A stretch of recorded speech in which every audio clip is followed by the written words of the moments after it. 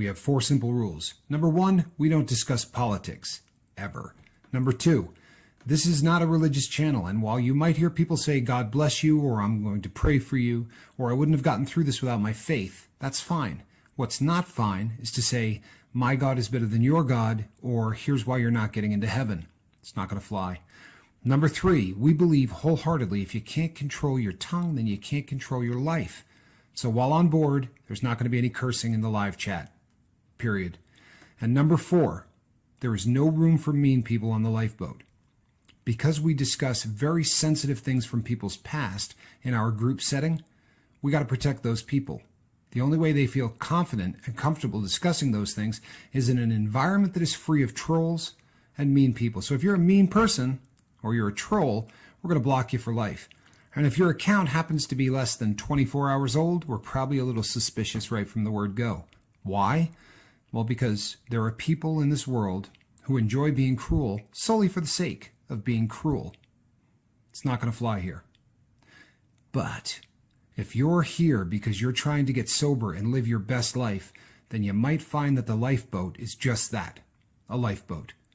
I'm Captain Tommy Scoville, and we will see you on deck.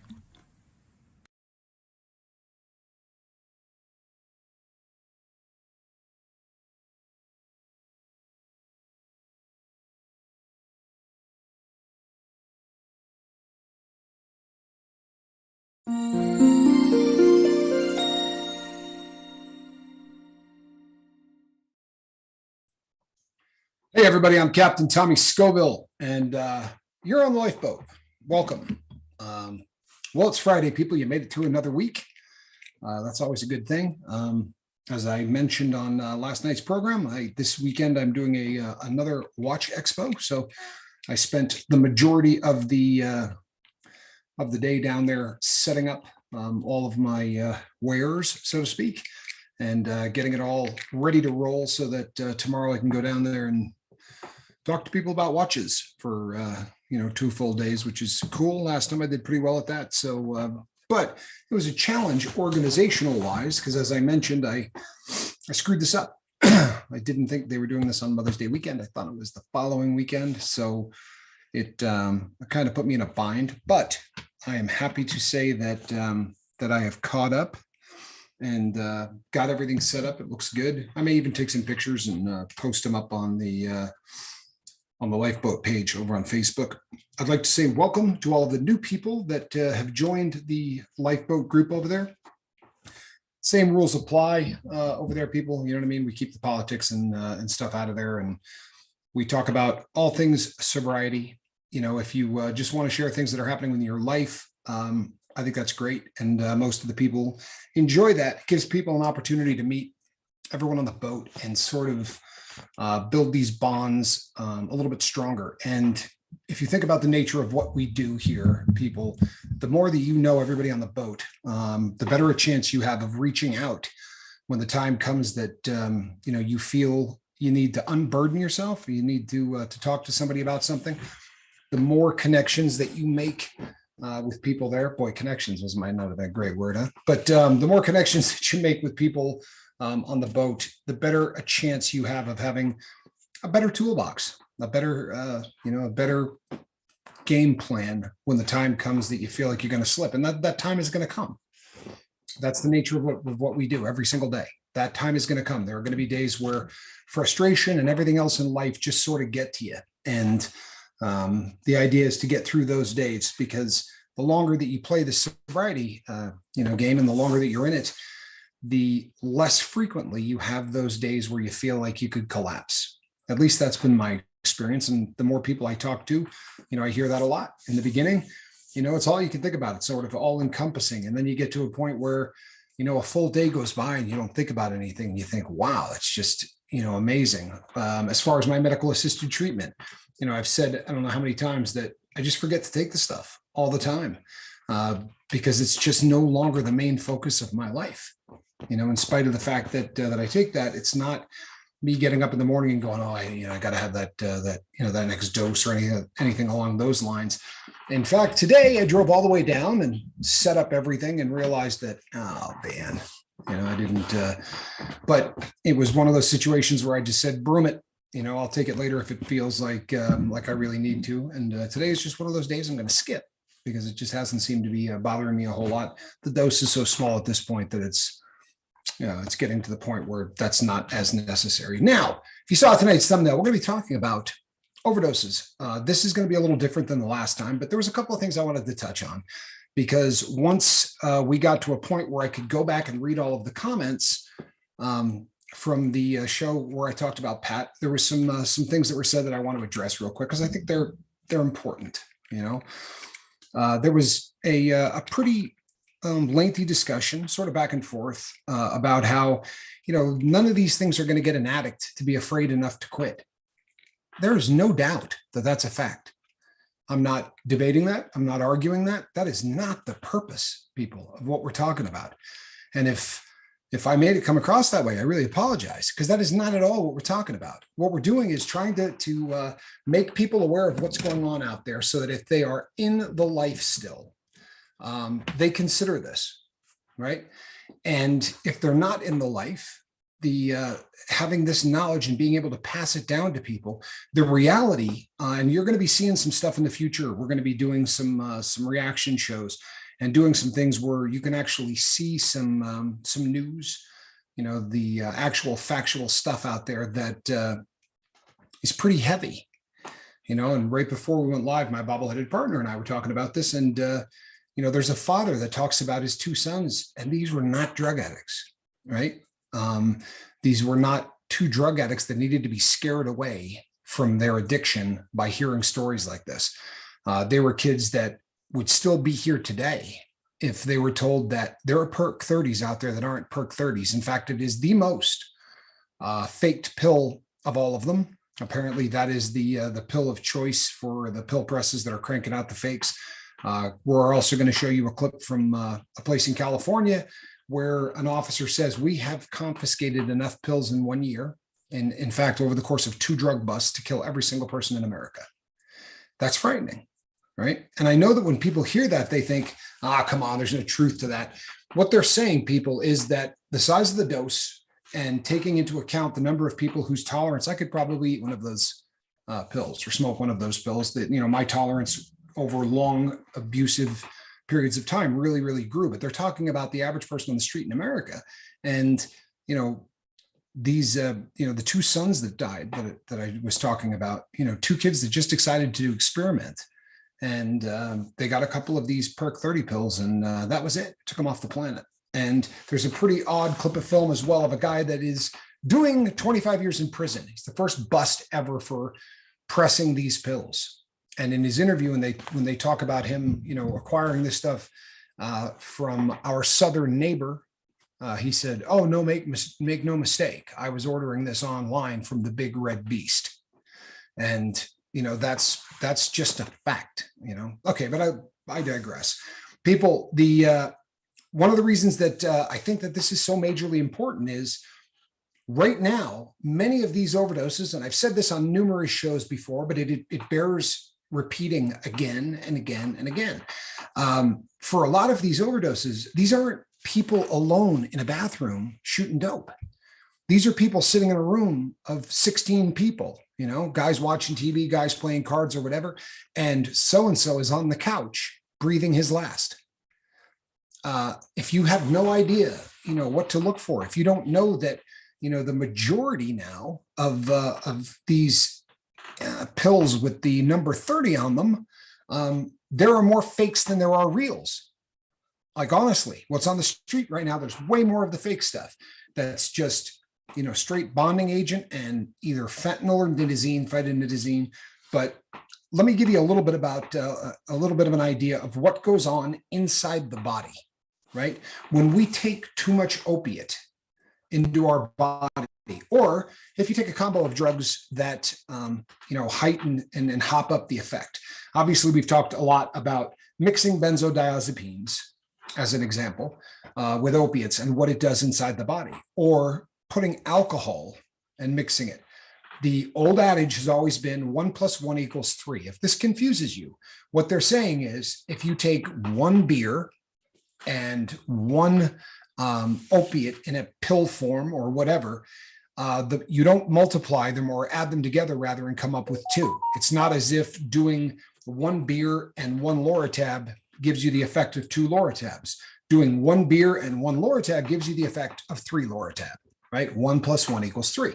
So if a guy drinks 6 beers and eats 4 Loratab, well, then you multiply 4 × 6 and you've got a dangerous situation, right? Now, these people are going to start instantly dealing with some things that happen inside the body. And we always think, first and foremost about the lungs, because it is a respiratory depressant. And very oftentimes people quit breathing. That's one of the things that happens. Inside the lungs, opioid overdoses can cause respiratory depression, which slows down the person's breathing. Slowed breathing can be fatal. An opioid overdose can also cause pulmonary edema. People, this is your lungs filling up with fluid. For all intents and purposes, you drowned, right? Your lungs, once filled up, what causes it's a fluid leak that fills up the air spaces of the lungs. This fluid can cause foaming at the mouth because the gag reflex is also suppressed by the opiate's effect. This person may be unable to swallow or spit, which of course leads again to choking. If you start to feel this happening, now keep in mind, usually they're unconscious by this point.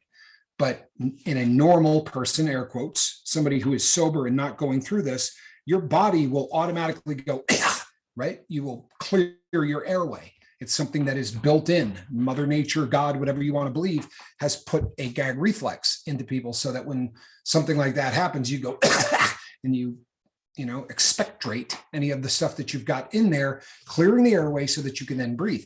Unfortunately, with an opiate overdose, that gag reflex goes away. And so now you're sitting and your lungs are filling up with fluid. You don't have the ability to breathe and you start to foam, right? And where you would normally hawk that foam out to get the next breath of air in, that doesn't happen. So really this is a perfect storm in the respiratory system. It is a perfect storm. It is one domino after another falling into place to where if somebody does not intervene, this person is going to die. Plain and simple. The next thing that's going to happen in the body is your heart is going to get attacked. And this is obviously a big deal. Opiates taken in large amounts can interfere with the receptors between the brain and the heart, causing the heart rate to slow down or even just stop, flatline. Now, if this were written 10 years ago, it would have been written differently. I promise you. It definitely slows down the heart rate, but it was very rare that you took so much opiates that your heart just went. Almost all opiate overdoses for the longest period of time have been caused by respiratory, by your respiration slowing down to the point where you suffocate. And within 4 minutes of that happening, brain death begins to take place. And I want you to keep that in mind, right? Because this isn't pleasant, and we're aware of that. But the new stats right now, according to the government, we're up to 130 people a day is what they are now putting out. 130 people a day on average are dying. How many aren't? How many people are laying in hospitals brain dead or laying in hospitals with so much brain damage that your loved one is still there? They're never going to be your loved one again, not the way you knew them. Very oftentimes we're talking about brain damage so severe that these people aren't going to be able to hold down a job. These people aren't going to be able to function. In some cases, this is going to knock someone back to where, for all intents and purposes, they're going to have the brain capacity of a 6 or 7 year old or worse, right? But that's not making it into the statistics, people. Right? They don't say, well, this guy's life is over, but he's still alive. There's no stat out there for that, but it's frightening.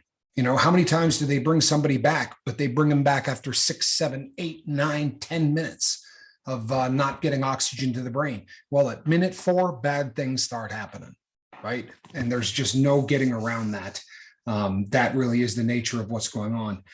But so once the heart stops, breathing slows, oxygen levels fall, which may trigger abnormal heart rhythms. Lips and fingernails begin to turn blue, signaling a lack of oxygen. In some cases, this causes cardiac arrest, a heart attack. But this is kind of key, people, because the fingernail beds, right? So this area right here will begin to turn a very different color. The first thing you see on people are the lips, right? Before the rest of the body goes.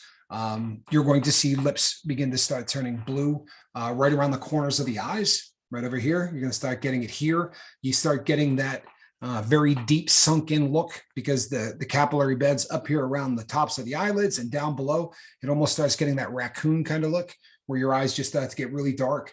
And then the skin color is going to turn that purplish tone. Now, if the person is dark skinned, obviously you're not going to see that's not going to happen, but you're still going to have an effect. They become almost gray in color, or the term they use is either gray or ashen. And knowing this stuff, people, if you look at somebody on the couch and you start to see those kinds of effects, there have been laws passed in the US. I want you to listen to this very carefully. There have been laws passed in the US based on the opioid crisis, Good Samaritan laws. If the dope that is killing this person, you supplied them, but you're the person that calls 911, you got a get out of jail free card for trying to save this person's life. They will not prosecute anyone who calls 911 to try to save the life of someone who is overdosing. Did you catch that? Because I'm telling you, people, I hear this crap all of the time. And I've seen situations where people didn't call 911 because they were afraid that it was going to catch them a murder beef if this person dies. The Good Samaritan law will protect you. So if you've got someone that is nearby, you see somebody, man, pick up and dial those 3 digits, right? Because this is really life or death stuff. Yeah, there's stuff that you can do. Do it while the ambulance is on the way. Don't trust in yourself to bring this person back and to keep them, breathing. You don't know how bad the overdose is. Just call 911. Just call 911. You're not going to get in trouble and no one else is going to, providing you dial that number. Keep in mind, if you don't dial that number and the person passes away and you're in the room, bad things can happen. People do go to prison for that every day in this country. I did time with people who went to prison for that. So that is very real. Inside the brain, when too many opioids enter the brain, oxygen flow becomes limited and permanent brain damage can occur within only 4 minutes of oxygen deprivation. Opioid overdose can cause seizures, which may further damage the brain. Permanent brain damage can leave people paralyzed, unable to speak, right? Or, for all intents and purposes, mentally crippled. They use the term, it causes mental retardation. I know that word these days drives people insane, but it is what it is, people. This is the reality of what goes on when an opioid overdose or a mixture of any other drugs mixed with opiates. But these are the things that are happening inside the body. That's what happens inside the brain. And then, believe it or not, people, your blood, right? When you overdose, veins can collapse and the person's bloodstream becomes filled with opioids, which can suppress normal blood flow throughout the body. If you guys remember biology class, right? You have these itty bitty little sacs inside the blood whose job it is to carry oxygen to all parts of your body. A very serious opioid overdose renders those little oxygen carriers unable to do their job. So yeah, the blood's getting to the brain, but it's not bringing any oxygen to the brain. It's not bringing any oxygen, which is the reason that these puppies here start turning purple, right? Any of the outer extremities are going to be the first things that you notice. The capillary beds directly underneath your fingernails are going to be the first thing on the body to start going purple. And when that starts happening, and again, we're not doctors, people, right? We're not. We're recovering drug addicts. But I have been at a crap load of overdoses. And as I've said in the past, your job is to make the person uncomfortable because all of the natural reflexes that you have aren't going to happen. So right, clearing your throat, not going to happen, right? That, when you feel like, you don't have enough oxygen and you get that big, that's not going to happen either. So you make the person uncomfortable. You become, right, those reflexes. Right? You give a person a good shot on the back a couple of times. You give them sternum rubs, slaps in the face, cold water, all of those things that can shock the system. And you want to continually get this person, and for the love of God, don't leave them sitting on the couch. Try to get, if a person is even semi-conscious, you want to try to get them up moving, get a couple of people with an arm on either side and get that person walking around doing whatever you can, because when they sit down, everything is going to shut down. So first rule, pick up the damn telephone and dial 911. Don't fart around. Don't worry about your safety. The Good Samaritan law will protect you. Don't take my word for it. Google it.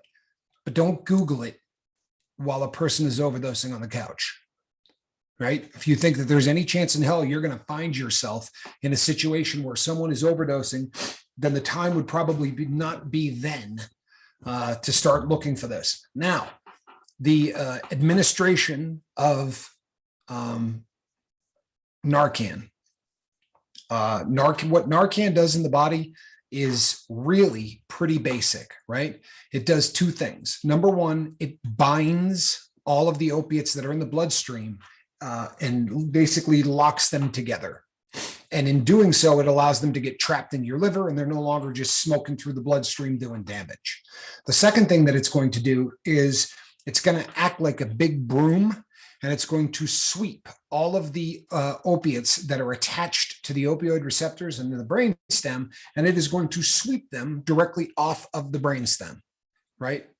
So for all intents and purposes, people, it's going to eliminate the poison that is killing you, and it's going to do it rather quickly. Now, the golden rule for the entire time that I was abusing drugs was that one shot of Narcan was going to bring you back from damn near anything. It was always, you would hear somebody say, so-and-so OD'd the other night. Man, it took 2 shots of Narcan to bring this fool back. And that was always like, you got to be kidding me. Like, how much dope did he do? And just the other night, people, Pat required 4 and off of 2 hits off of a pill. This isn't somebody that had just, mainlined 2 grams. This was inhalation. This was breathing something into the body. And again, people, we're not here to scare somebody into sobriety. The thing that struck me about that comment was Mark and I had spent a pretty good amount of time talking about how this is an ad campaign, right? This is the best marketing tool that a drug dealer can have. If somebody overdoses and dies, as crazy as it sounds, all of the opiate addicts on the street want to know where that guy got that stuff, not so they can avoid him, but so that they can go buy from them. Now, by mentioning that, you would think that pretty much makes us aware of the fact that this isn't going to slow someone down, right? The fact that we were mentioning that addicts actually flock to the people who have the poison level of the substance. We're well aware that nobody is going to hear this and go, oh, there's killer dope out there, I'm going to stop using. It's not what we're doing, but we're using the platform that we've got to try to get a little bit of information out there so that if you got a little brother who's 16, or you got a son or a daughter that's 14, 15, 16, whatever the case, to sit down with them and say, I'll tell you something. One of the biggest drugs on the street right now are fake Perk 30s, right? They're going to look exactly like the real ones.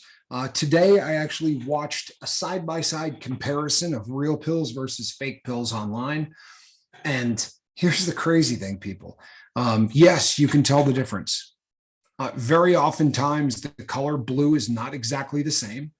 And if you look where the letters and the numbers are cut into the pill, on the genuine article, they're sharp as a razor.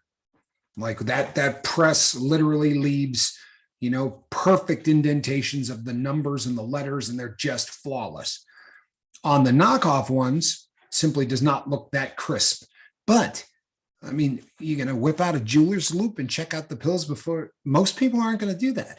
And most people aren't going to have the real deal Holyfield on the desk so that they can compare the fake to it to see which one. You go and you buy 5 pills, right? You're just going to go and do what you do. So yeah, are we going to stop addicts from using these pills? Of course not. And there has never been a hot second where myself or my bobble-headed partner thought that was a possibility. If anything, this is going to make, people that are really in that life seek out those pills. That's the nature of this disease. However, it doesn't mean that this info doesn't need to get out. More than anything, it means that this info needs to get out. Not because we're going to save those people that way. We're hoping to save the first-time experimenter. We're hoping to save the person that isn't a drug addict. The kid that broke a collarbone skiing, or broke a finger playing football and got a prescription for Perk 30s. And now 3 years later, someone's going to hand them something that looks just like what he took back then, which was kind of fun if you took 3 of them, right? This is the most counterfeited pill in America, people. It's hard to keep up with this. It really is, because of just how bad this is right now on the street. Trying to stay current with all of this information is near impossible. But for the longest time, up until I would say 3 or 4 weeks ago, they were saying that they had already confiscated 10 million of these counterfeit pills in one bust, right? So if you go by our government, who says they're lucky if they catch 1/5 of whatever comes across the border, that would lead you to believe that maybe there's 50 million that made it. There's 330 million of us in the US. All right. Yeah, please. So there's no telling people with 330 million people in America, knowing that there's about 50 million of these pills out there. Not realistically, if I were still using, I might be using 20 or 30 of these a week. I might be using more than that. I don't know. I really don't. But the point being, because people go, those numbers can't be real. Well, no one's going to buy one of these. You understand that drug addicts are going to be buying a bag of 100, and that may be, something that they go through in a week or a month or whatever, depending on how bad their habit is. But they're here. And when I was doing the show where I just screamed at everybody for an hour about this about this subject, I said these deaths are a leading indicator. This doesn't mean that we're in the middle of this. It means that we're at the start of it. Right? The process of bringing these pills in, now it's getting to be epidemic. And when they interviewed this guy in prison, he said, the reason that I pressed these things into pills is because people aren't going to try a powder that, they've never seen before, but everybody is willing to try a pill.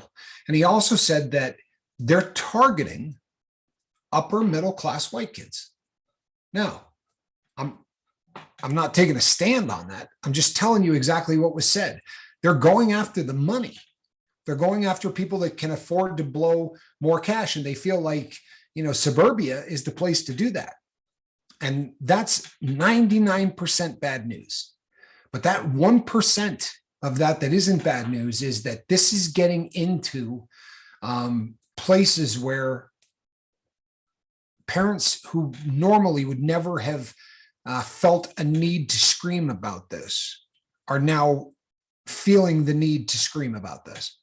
Now, as much as I hurt for every one of them, and I do, the more people we got screaming, the better. So, and we've said a million times, drugs don't know what color you are. Drugs don't care how old you are. Drugs don't care who you pray to, right? Addiction is one of the most colorblind, non-prejudiced things on the planet. For a very long time, people used to say that it was an inner city problem, and the people in the suburbs, they didn't worry about it. You know what I mean? That, if you can't see it from my house, then it's not my problem. And that's always kind of been a, how things go here in the good old US of A. But there is not a room anymore in the US that you can't see this out your window. We're going to be doing some shows again where we show some news, and some of the stuff's going to blow you away. Where they interview a guy who is an ambulance driver that said, we had 6 overdose deaths in a year from fentanyl. He said, now we get 12 a day.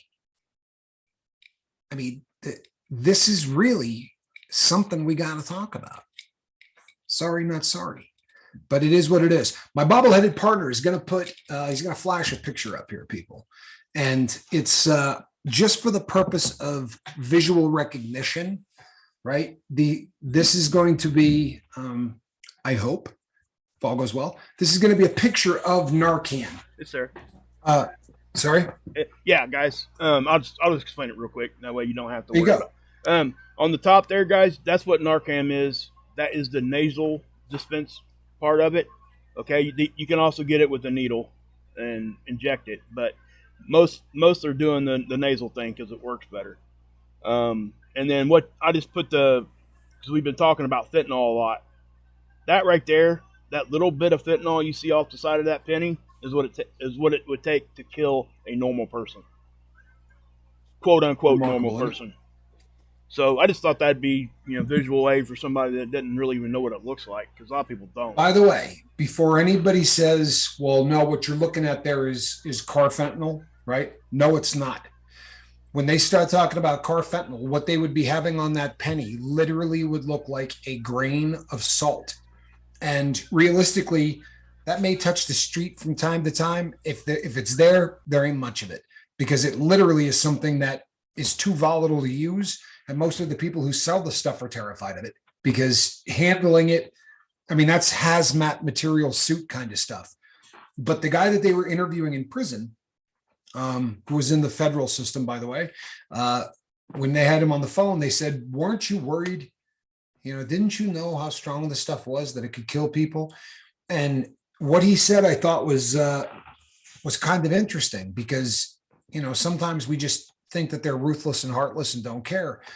But his response, I think, is probably more common than rare.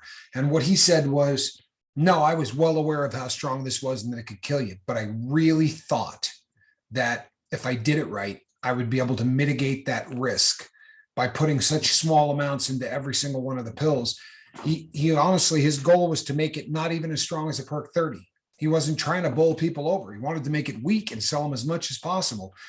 And he mixed one bad batch, and now he's doing 25 years in prison. But that bad batch caused 18 overdoses. And of the 18 overdoses, 6 ended up in death. Now, this man had no criminal record, no nothing, and he's doing 25 years in prison.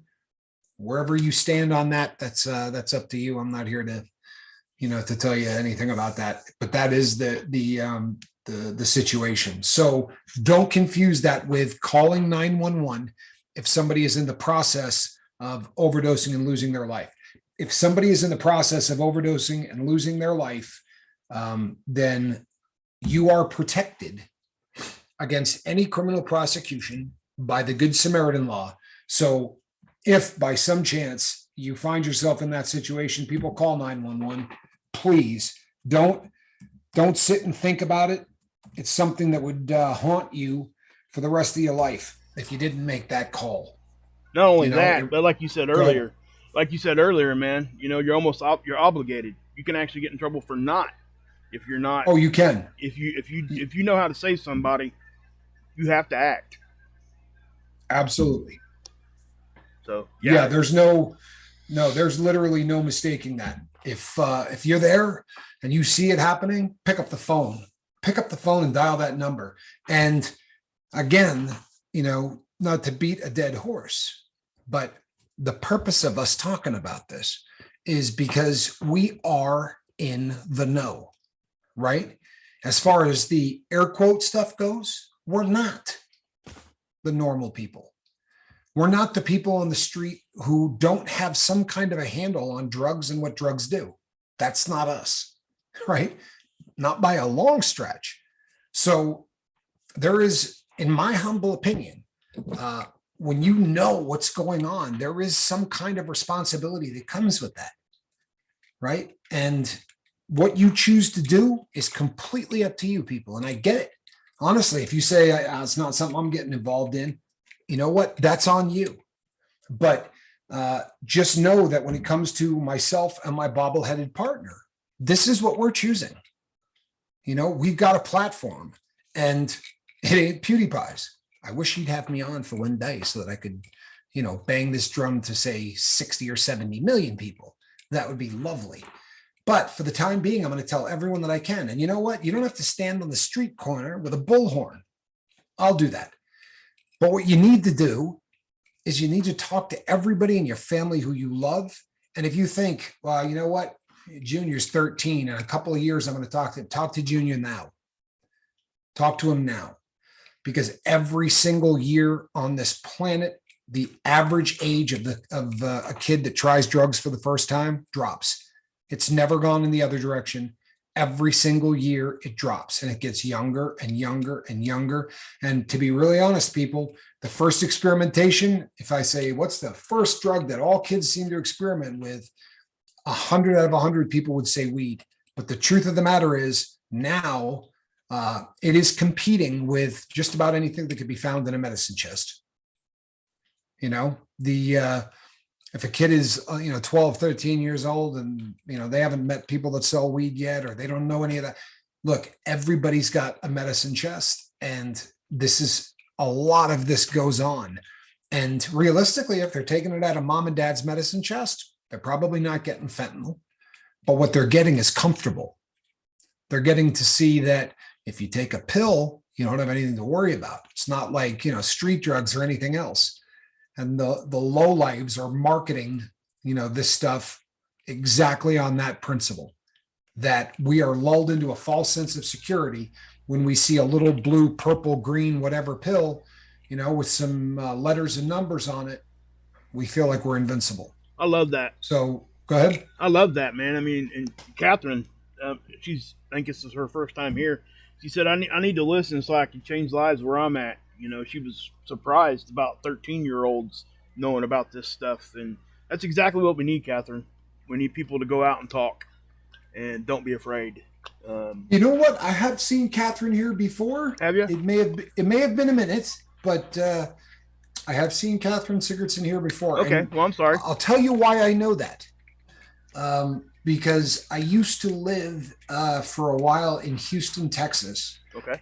And there is a woman that used to advertise on the television an awful lot for, she was an attorney, and she had the same name. So the first time that I saw this in the comment section, in fact, I've seen her more than once, because the first time I was like, man, I know someone by that name. And it was one of those things that sort of tickled the brain for a while. Oh, yeah. Where I was like, how did I know this Catherine thing? And then and then it hit me like a ton of bricks. I'm like, oh man, because it was one of those ads that's on, constantly. Oh, repetitive. Not thing. Constantly. That would be the My Pillow guy. But I mean, like, on a lot. One of those ads that was on all Pillow the time. Guy. So I love that. What's that? My Pillow guy. I love that. What's that guy's name? Mike Lindell. Something? I have tried to reach out to him, and I know he's very polarizing. There are people that love him, and there are people that hate him. But his story. He is a recovering crack smoker, yep, and who really had a pretty serious problem with it.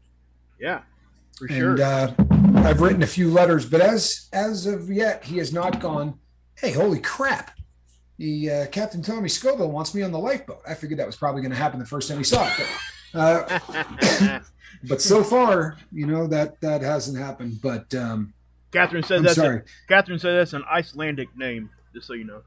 Yes. I knew 3 girls. 2 were sisters, and the other girl was their cousin. All the girls OD'd, and all are left when they did, all 3.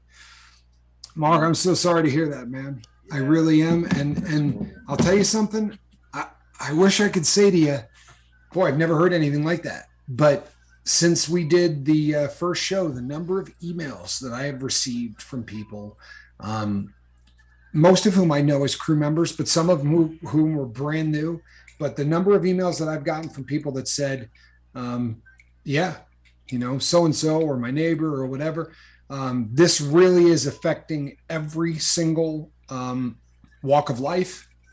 And the crazy thing is that, there's nobody that seems to really be trying to fix this. And the sad thing, and I think we can all, well, maybe we can't all, but the sad thing is that every time something like this happens, the first response is, I have a great idea to fix this. If we catch someone with one of these pills, let's give them 15 years in prison.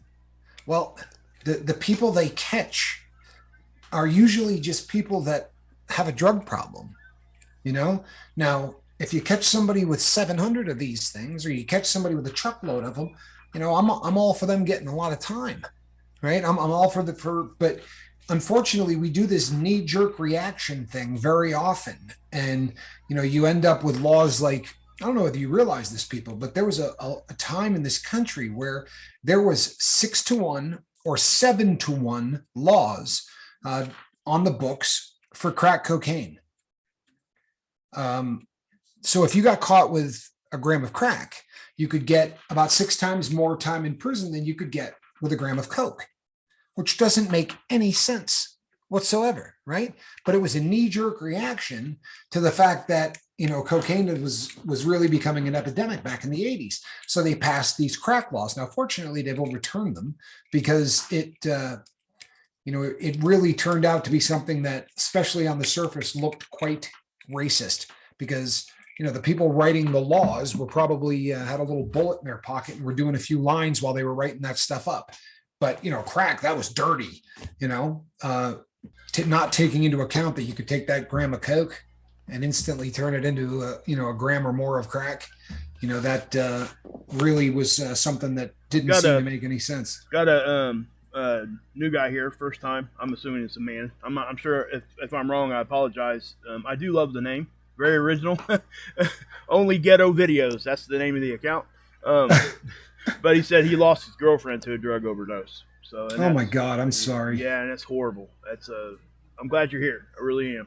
Yeah, we're glad. We're definitely glad. Welcome to the Lifeboat. I'm so sorry. And again, people, what are the odds, right?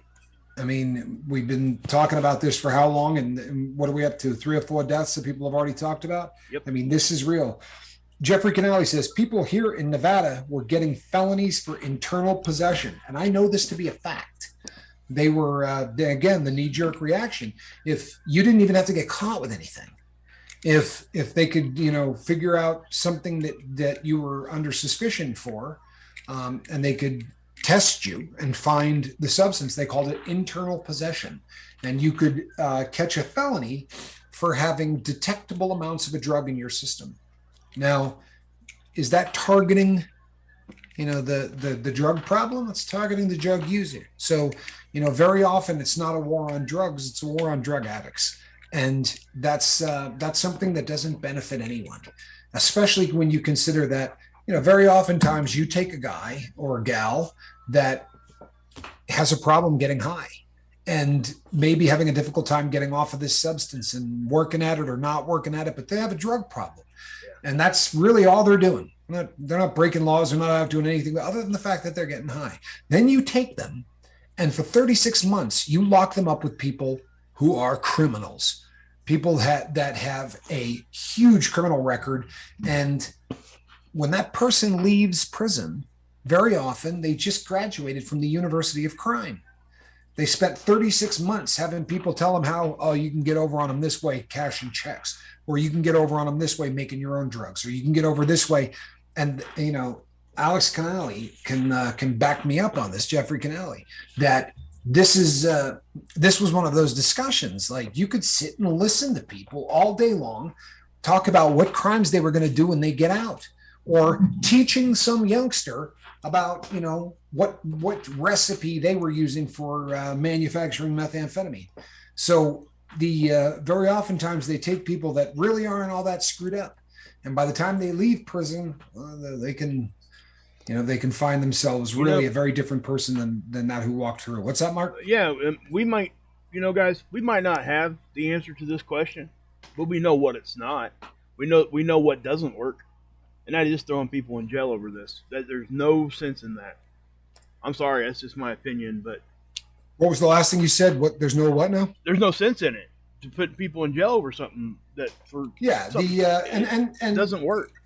Well, and I'll tell you, I'm glad that you said the first part of that, because you know what, people, we don't have the answers, and this is not something that we've ever claimed to, but we ask the right questions, and more importantly, what it really comes down to is the default setting on the Lifeboat has been from July 31st. By the way, August 14th was the day that my bobbleheaded partner joined me here on the Lifeboat. I actually took the time to go through some really old videos. And that was the first mention where I came on and talked about you and said that we were going to be working together, and all that was on the 14th of August. So, but from the very first day, the default setting has been just loving and caring for one another. And it's really a difficult thing to watch somebody get locked up for an ailment that they more than likely hate that they have. If a guy, if you're, out and partying and you don't care, but so often, I have met very, very few drug addicts in my life that really dug it, that really enjoyed where they were at. Every once in a while, you'd meet one who maybe just was able to profess that better than other people, because I can't believe that anyone likes it. But it's painful to think of long-term sentences for people. Seventh Son, thank you so much. Real success comes in small portions, day by day. That, of all of the things that you said so far, that may be my favorite. No, I mean that. I was talking to someone just before going live, and I had asked this person to do a few things to try to get out of their own way. And I had basically almost like assignments. If you really want to start down this road, I would do this, this, and this. And the person reached out to me tonight, and I asked them, hey, did you knock that out? And they said, well, I'd like to, but I'm basically frazzled and I'm depressed and it's hard to get that started. And I said, without getting it started, you're going to remain frazzled and depressed. You have to start. And I said the same thing. I said, look, success isn't going to knock on your door, and it's not going to go, hi, I'm success, and this is my brother Happiness, and the two of us are here to first let me introduce you to Happiness, and then we'll be hanging out as well. But that's just not the way that it goes down. You get it in really small doses. And I don't like the term fake it till you make it, but I do like the term live as if you're already that person, and watch how fast it starts to take place. Yep. Oh, I missed one. Cemetery 76. I got a quick story about Cemetery 76. I don't know who anybody is, right? I really don't. I know people's names like Cemetery 76. You know what I mean? That's not, and even if I correspond with people, I correspond with so many of them that the names get really, I get really confused. And people, I managed to sell a watch to Cemetery 76 and not realize I did. Oh my God. That's awesome. I knew the name of the person that I sold the watch to, but I didn't put the two together. Tied that together with the name of the individual, and it's a great watch, by the way. That's awesome. Really a nice watch. So, it was. But that one, when it finally clicked, because I was going through and looking at comments, and I was like, "Holy crap!" At least I hope it was Cemetery 76. Maybe someone else out there right now is going, I hope he didn't mail my watch to him. Pretty sure it was, I know the real name, but I'm not going to dox him. Yeah, and that happens, guys. I mean, honestly, you come over to my channel, I know the screen names when I see them, especially people that are there a lot.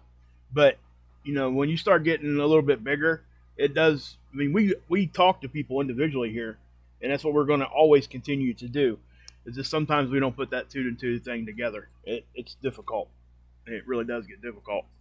But I'm loving that you guys are taking the stuff that we really wanted people to do, and you're actually acting on it. I love that. Because you don't have to. That's a big thing, guys. You're choosing to do that.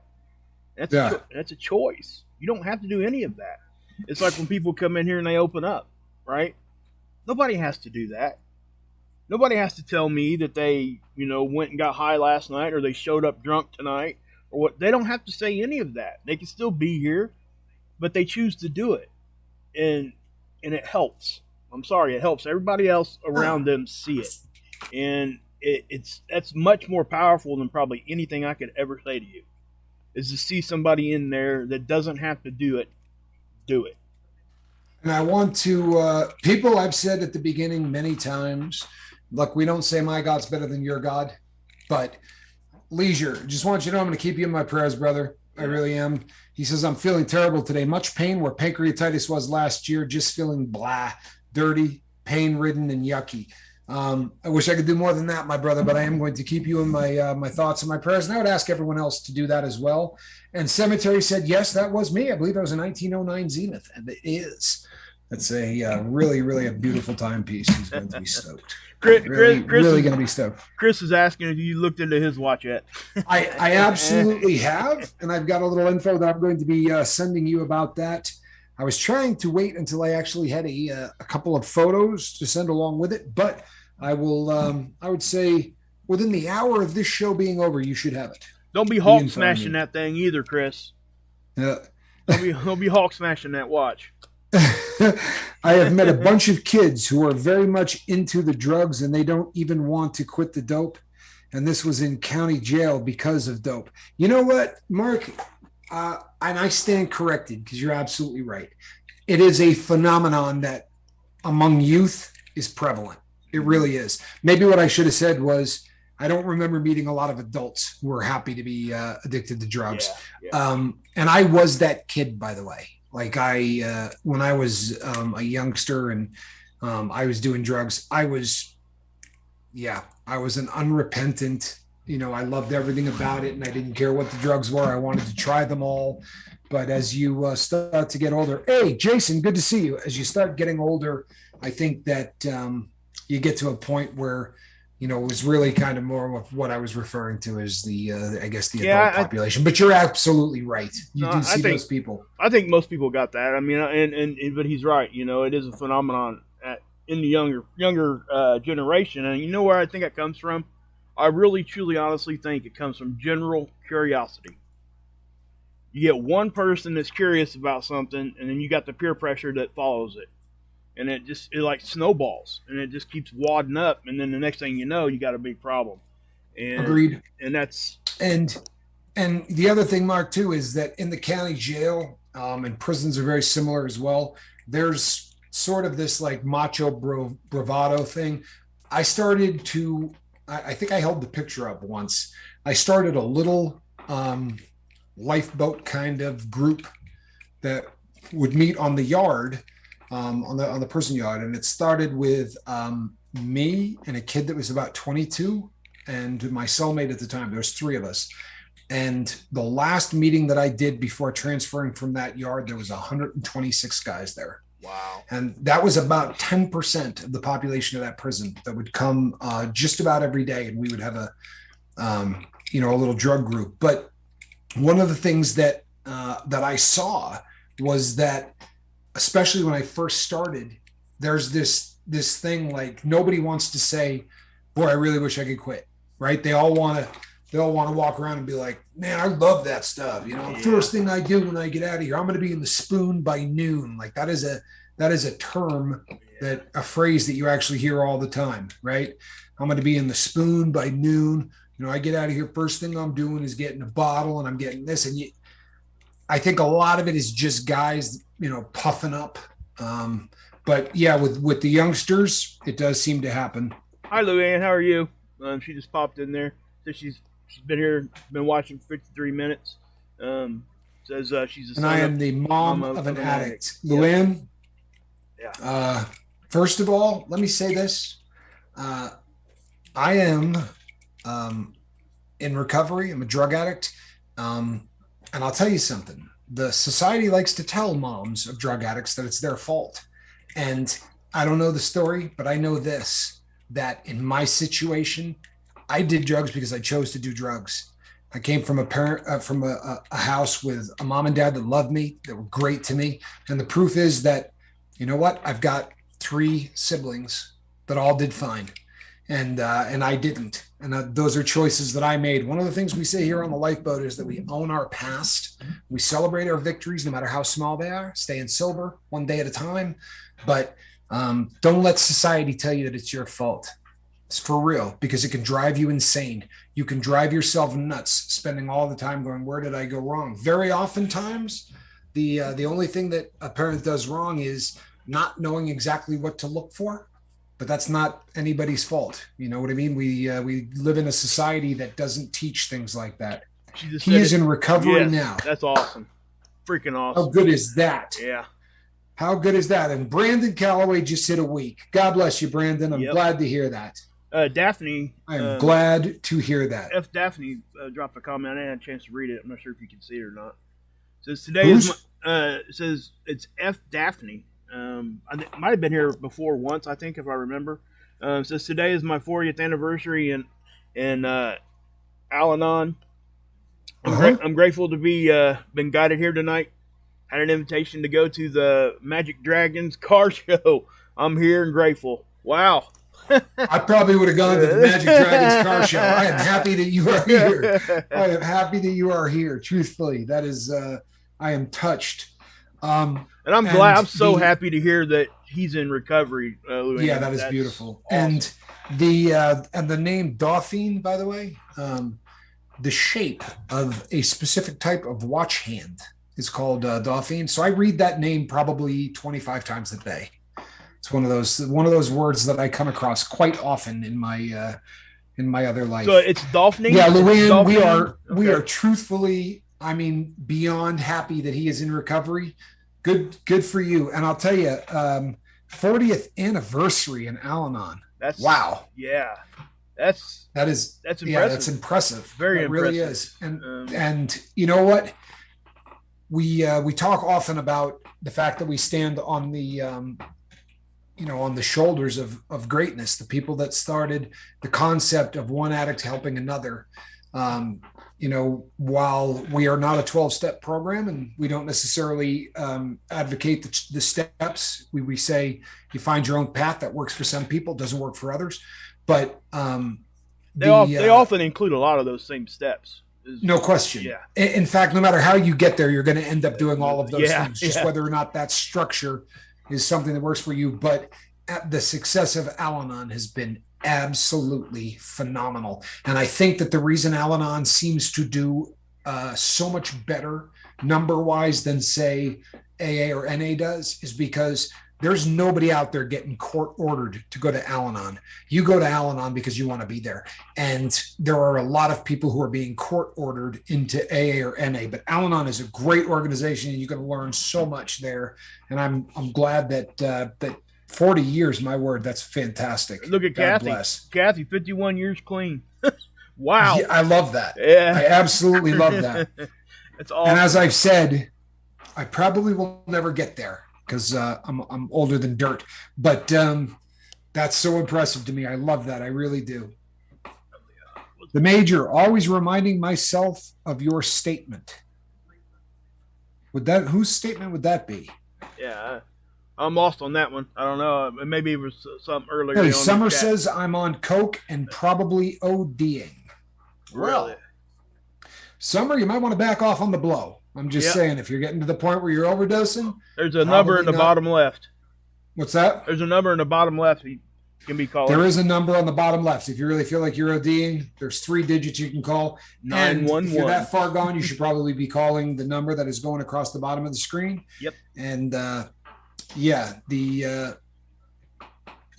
Summer, and welcome to the Lifeboat. Yeah, welcome to the boat. We're glad that you're here. And yeah, I mean, if you really think you're doing that, please don't stay here no longer. Go 911 on it. If your heart's racing like a freight train right now, you might want to call 911. Just please be careful. You know what I mean? We don't bust the chops of anyone that's continuing to use, but the strength of cocaine is getting stronger every single day in this country. And Google how many batches of blow are getting caught with things like phytonidazines and fentanyl in it. Now, I realize that doesn't make any sense. I was a guy that did drugs for 3.5 decades, and it doesn't make sense to cut cocaine with anything else, right? Nothing like that. But they're doing it. And the reason they're doing it is because very oftentimes that small euphoric kick that you get off of it in small amounts bring people back. Boy, that blow was fun.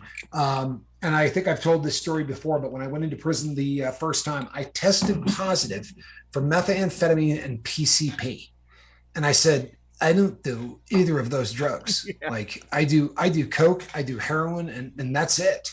And what they said to me was, there's so much stuff that they're making now where they take tons of lidocaine, some, basically they give you something to numb you up. They give you something to keep you high, and they give you a little PCP to give you the euphoric buzz that you're not going to get necessarily from meth, but you will from Coke.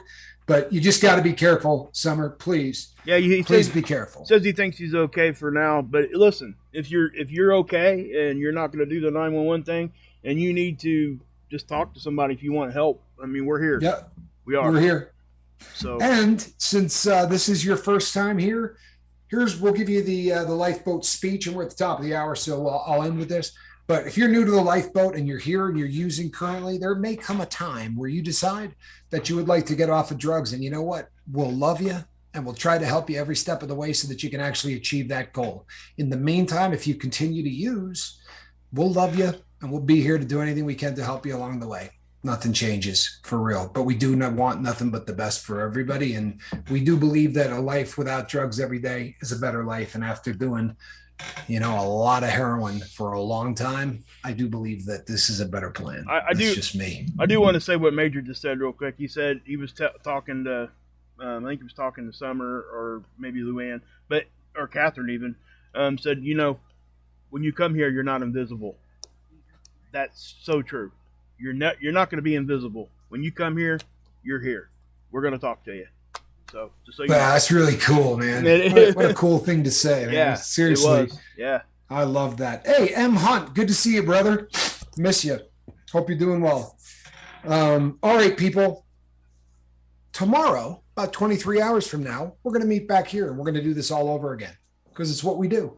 So we will see you here tomorrow. Same bad time, same bad channel.